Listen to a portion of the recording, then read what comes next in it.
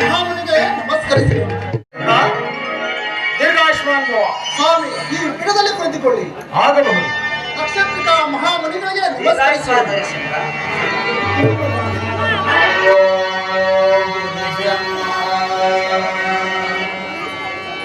ವಿಷ್ಣು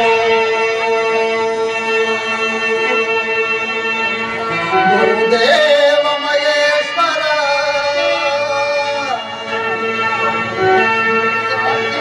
ಪರಬ್ರಹ್ಮ ತಸ್ಮೈ ಶ್ರೀ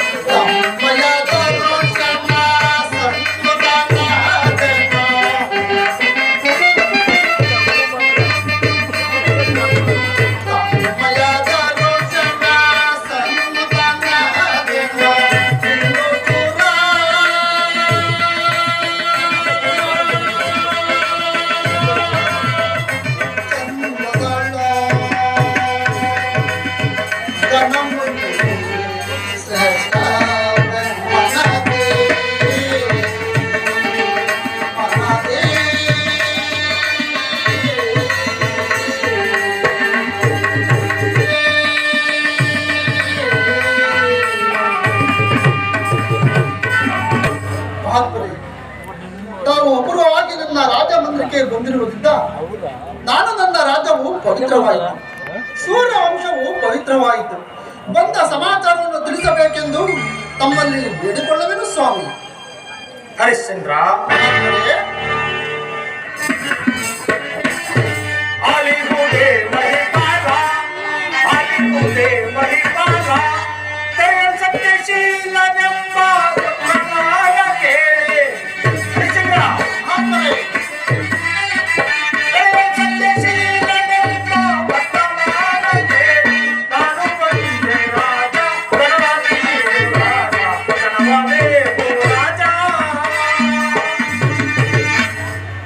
ಹರಿಶ್ಚಂದ್ರ ಮಹಾತ್ಮರೇ, ನಿರಂತರ ಧರ್ಮಪರಾಯಣನಾಗಿ ಶಿವ ಚರಿತನಾಗಿ ಸೂರ್ಯವಂಶಕ್ಕೆ ಅಪಾರ ಕೀರ್ತಿಯನ್ನು ಸಂಪಾದಿಸುತ್ತಿ. ರಾಜೇಂದ್ರ ಮಹಾತ್ಮರೇ, ನಿನ್ನನ್ನು ನೋಡಿ ನಮಗೆ ಹೆಮ್ಮೆ. ಹರಿಶ್ಚಂದ್ರ ಮಹಾತ್ಮರೇ, ನಾವೀಗ ಒಂದು ಚಿಕ್ಕ ಯಜ್ಞವನ್ನು ಕೈಗೊಂಡಿದ್ದೇವೆ. ನೀನು ಸತ್ಯಶೀಲನು, ದಾನಾಢ್ಯನು, ಉದಾರ ಗುಣವುಳ್ಳತಕ್ಕವನು. ನಮಗೆ ಸ್ವಲ್ಪ ಧನ ಸಹಾಯವಾಗಬೇಕು. ಆದ್ದರಿಂದ ಇಲ್ಲಿಗೆ ಬಂದಿರುವೆನು. ನಿನ್ನಲ್ಲಿ ಸಿಕ್ಕುವುದೇ ರಾಜ? ಮಹಾತ್ಮರೇ, ಎಷ್ಟು ಬೇಕು ಕೇಳಿರಿ, ಕೊಡುವೆನು. ರಾಜ, ಹೇಳುವುದು ಕೇಳು. ಶರಣದ ಕಳಗಕ್ಕೆ ನವಣೆಯನ್ನ ಸೀತೆ.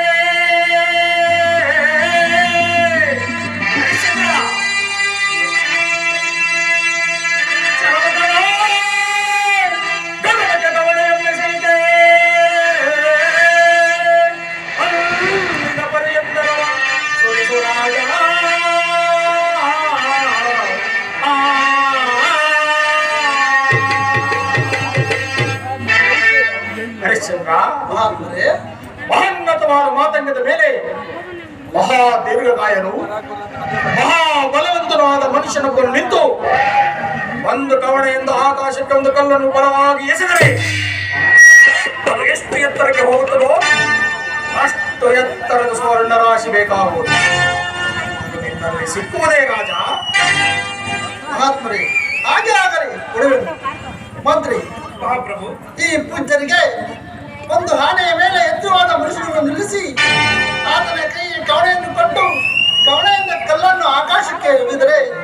ಅದು ಎಷ್ಟು ಪ್ರಮಾಣ ಮೇಲಕ್ಕೆ ಹೋಗುವುದೋ ಅಷ್ಟು ಧನರಾಶಿಯನ್ನು ಸಿದ್ಧಪಡಿಸುವಂತೆ ನಮ್ಮ ಘೋಷಾದೇಶಕ್ಕೆ ತಿಳಿಸು.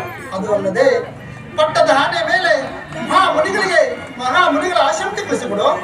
ಆಗಬಹುದು ಪ್ರಭು.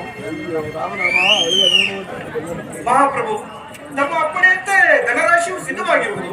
ಮಹಾತ್ಮರೇ, ತಮ್ಮ ಅಪ್ಪಣೆಯಂತೆ ಸಿದ್ಧವಾಗಿರುವುದು ಸ್ವೀಕರಿಸಿ ನನ್ನನ್ನು ಕೃತಾರ್ಥನಾಗಿ ಮಾಡಬೇಕೆಂದು ಬೇಡಿವೆನು ಸ್ವಾಮಿ.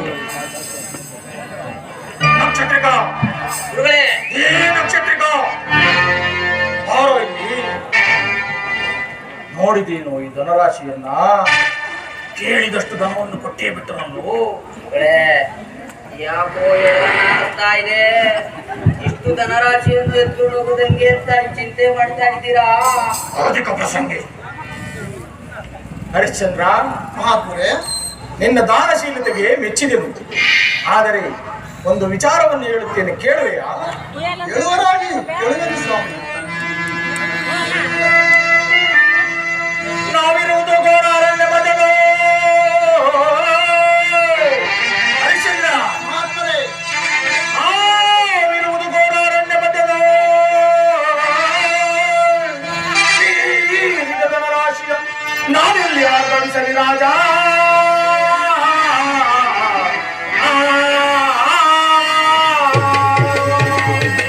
ಹರಿಶ್ಚಂದ್ರ, ಮಹಾತ್ಮರೇ, ಜರುಗಬೇಕಾದ ಸಮಯದೋ ಹರಿಶ್ಚಂದ್ರ, ಮಹಾತ್ಮರೇ, ಜರುಗಿದ ಕಾರ್ಯ ಸಮಯವೋ ಕಳಿಸಿಕೊಳ್ಳಲು ರಾಜ.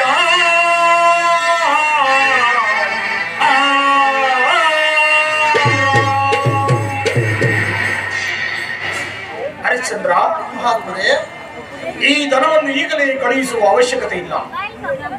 ಅಲ್ಲದೆ ನಾವಿರುವುದು ಘೋರಾರಣ್ಯ ಮಧ್ಯದಲ್ಲಿ. ಆದ್ದರಿಂದ ಕಾರ್ಯ ಸಮಯದಲ್ಲಿ ತರಿಸಿಕೊಳ್ಳುತ್ತೇನೆ. ಅಲ್ಲಿಯವರೆಗೂ ನಮ್ಮ ಧನವು ನಿನ್ನ ಬಳಿಯೇ ಇರಲಿ.